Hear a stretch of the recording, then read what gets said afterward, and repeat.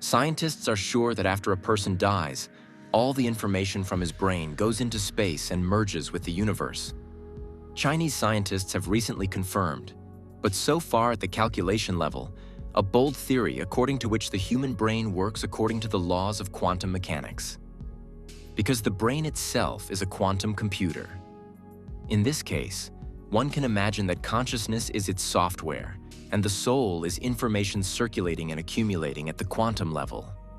Physicists Zefei Liu and Yong-Kong Chen from Shanghai University, together with a bioengineering specialist from Sichuan University Ping Ao, showed that consciousness is formed and synchronized by quantum entanglement in neurons. It is thanks to it that various and very distant circuits of the brain coordinate their electrical impulses. That is, they work synchronously. Quantum entanglement is a special state when two particles, for example, photons, electrons, or protons, located quite close to each other, are closely related in terms of their properties. If something happens to one particle, the same thing happens to the other. It exactly repeats the state of the first, entangled with it, and it repeats it instantly, regardless of the distance to which the particle will then move, even to the other side of the universe. That is, two particles in a quantum system behave as a single whole.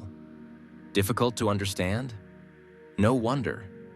Albert Einstein himself did not really trust quantum mechanics, especially quantum entanglement. He argued with Niels Bohr, who defended its principles. But in the end, they triumphed. To the point that in 2022, Frenchman Alain Aspect, American John Clauser, and Austrian Anton Zeilinger received the Nobel Prize in Physics for experiments with entangled photons. There is also a quantum theory of consciousness, but it was not invented by the Chinese. It has two founding fathers. One is Stuart Hameroff from the Department of Anesthesiology and Psychology at the University of Arizona, and, concurrently, director of the Center for the Study of Consciousness at the same university. The other is Sir Roger Penrose, winner of the 2020 Nobel Prize in Physics from the University of Oxford. Hameroff suggested back in 1987 in his book Ultimate Computing that the carriers of consciousness are protein microtubules located inside neurons, which had previously been assigned the modest role of insulating nerve fibers, reinforcement, and transport intracellular channels. The scientist believed that the accumulation and processing of information does not occur in neurons at all, but in them. Then he convinced Penrose of this, who himself was thinking about the fact that it was time to reconsider the ideas about how the brain works, and to look for a quantum component in them. Over time, scientists came to the conclusion that microtubules, by their structure, are best suited to be carriers of quantum properties in the brain, since they can maintain quantum states for a long time, that is, work as quantum computers. From the conclusions reached by Chinese colleagues, it follows. Microtubules. They are also cytoskeleton tubules. They are also hollow cylinders of myelin sheaths of axons, are sources of entangled pairs of photons, biphotons, which are generated by carbon-hydrogen bonds inside. According to the Chinese, microtubules also serve as resonators for entangled particles and enhance cascade radiation. And the particles themselves provide an instant reaction of distant neurons. That is, they form and synchronize consciousness. All these processes occur in one specific brain, but it is not at all excluded that they can cause corresponding reactions in neighboring ones, even very distant from each other. That is, serve as the basis for telepathy, and even foresight. Chinese confirmation of the theory of quantum consciousness, even if indirect, will certainly inspire idealists. Materialists deny the existence of the soul, some kind of immaterial substance. They do not believe in the afterlife. Idealists believe in both.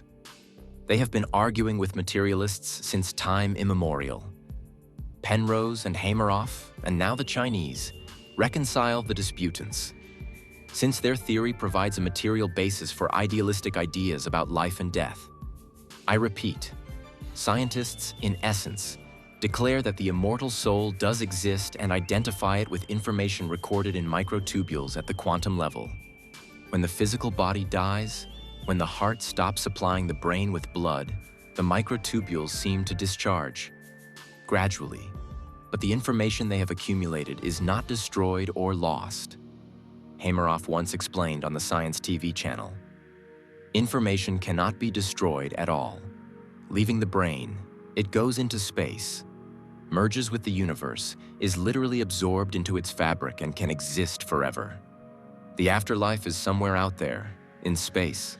Similar, paradoxical, and controversial views are held by Robert Lanza, a specialist in regenerative medicine and theoretical physicist from Wake Forest University in North Carolina.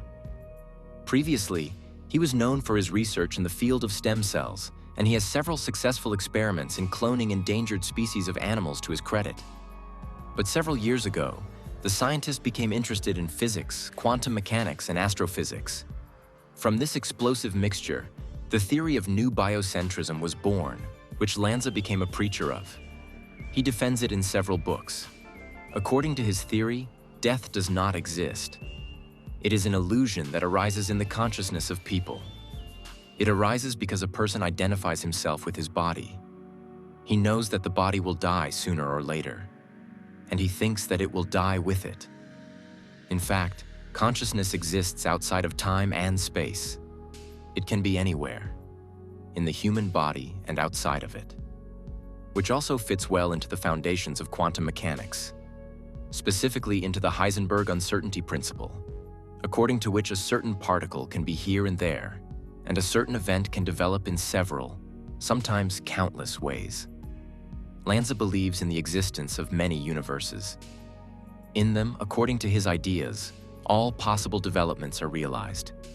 In one universe, the body died, and in another, it continued to live, having absorbed the consciousness that flowed into this universe. From microtubules, as Penrose and Hameroff explain. In other words, the dying person, rushing through that very tunnel, finds himself not in hell or in heaven, but in the same world in which he lived, but alive again. And so on, ad infinitum. This quantum theory also explains the so-called near-death phenomena or near-death experiences. People who have experienced clinical death talk about this phenomenon, figuratively speaking, who have been on the threshold of the other world. There are countless testimonies. Some saw themselves from the outside, others rushed along some tunnel, communicated with strange entities, and someone experienced everything at once. Hameroff and Penrose believe that this is how the soul manifests itself, in their understanding. That is, quanta of information reloaded into space. Quanta of the soul. For those who are completely dead, the information goes away forever.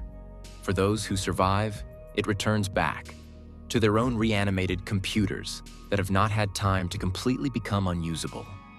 In fairness, I will note that materialist atheists explaining this effect bring in hallucinations generated by a dying brain experiencing a lack of oxygen.